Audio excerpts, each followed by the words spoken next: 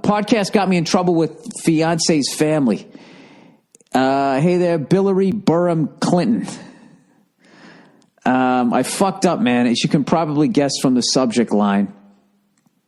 Cue the Jesus. As a little background, I'm getting married next month to my fiance, who is wonderful. Love of my life and all that. We were visiting her family last night and playing board games, which we often do. Oh, Jesus. Uh-oh. What happened? Were you drinking? Did you get competitive? Huh? Did you accuse her mom of cheating? He goes, I'll spare you the details, but we were playing a card game with a bunch of characters. Everyone gets the same people, but when you use them is really the key to the game. There was a particularly powerful card I had held on to until the very last stage of the game. The character's name was Granny Wata. Granny Wata! It's the last round of the game, and everyone's going around revealing their card. I was last, and my plan had worked perfectly. As I went to reveal it, my inner Bill Burr took over, and I really got excited. I flipped it over. Oh, you did it, he goes. Oh, no. Oh, no, he goes. I said, it's Granny fucking Water! Dude, you dropped the F-bomb? Oh, my God. I wish I had podcast T-shirts. I'd send one to you. No, you didn't. He goes, silence followed as it echoed through the house. My fiance's family were stunned. They're not super uptight people, but people just don't throw fucks around during a board game, you know? From there, it only got worse. My fiance has listened to your podcast, so she knows I was imitating you. She tried to stammer out an explanation. Oh, no, she had to explain away your behavior? Oh, dude. He goes, but it didn't really do anything. I also tried to apologize sheepishly. Then on top of that, that move gave me enough points to win the game over everyone. So I had to awkwardly mark my score, which made me the winner. Wow, dude. Oh, and you're getting married next month, so the fucking taste of this is still going to be in their mouth. He goes, we left almost immediately after, and of course I got yelled at all the way home. I knew I deserved it, so I didn't even put up much of a fight. That's your first good move in this story. Oh, wow. He goes, my question is, do I try and go out of my way to remedy the situation, or do I just hope everyone forgets about it and moves on? We're getting married in 6 weeks, so it's not like I can avoid them for very long. I'm pissed because I fucking crushed the impression, too. Thanks and go fuck yourself. Sorry for the Hillary Clinton reference in the opener. I think she's a cunt, too. I don't think she's a cunt. I just don't think she's an honest person. And I don't think just because of the fact that we've never had a woman president that that's reason enough to elect someone as dishonest and as phony as her. Anyways, dude, you know what? I would actually, without your wife, I would just drive over there and just say, listen, I got to apologize. I listened to this podcast. I'm a big fan of the guy. I was making a joke, and in the moment, I didn't realize that you guys didn't listen to the podcast. If you want, and just cue up a clip where you have it, which might be a bad thing to do, but like, just have me like, saying something else. Dr. Coffee's Easy Shave Butter. But then you might be fucked because I don't say fuck. Wow.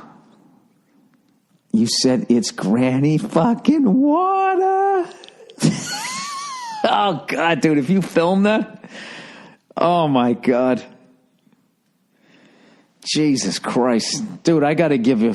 My tip of the cap for you there, man, for doing that. Holy shit.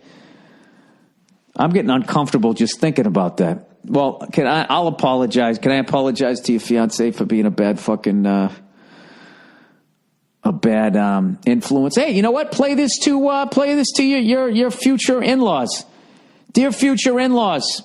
Hello, I'm Bill Burr. I'm the one who says, Granny effing Water. I say this type of stuff. I've been the bad influence. Don't be mad at him. I'm sure he's a wonderful human being. I'm sorry he messed up your little card game there. Yeah, he's going to make a great son-in-law. You know why? Because he uses Dr. Coffee's Easy Shave Butter. Don't play that to them. That's not going to get you into anything. I was going to say, he listens to morons. He must be a moron. Are they going to have half a moron kid? Oh, we got an update. I love when there's an update. Remember last week, the granny fucking Wata? Remember that story? All right, here we got an update. Hey there, old Billy fucking Wata. I got an update for you on this one. The good news is my fiance's parents were super cool about the whole thing. Super duper. I bit the bullet and waited until we went over for game night again last night.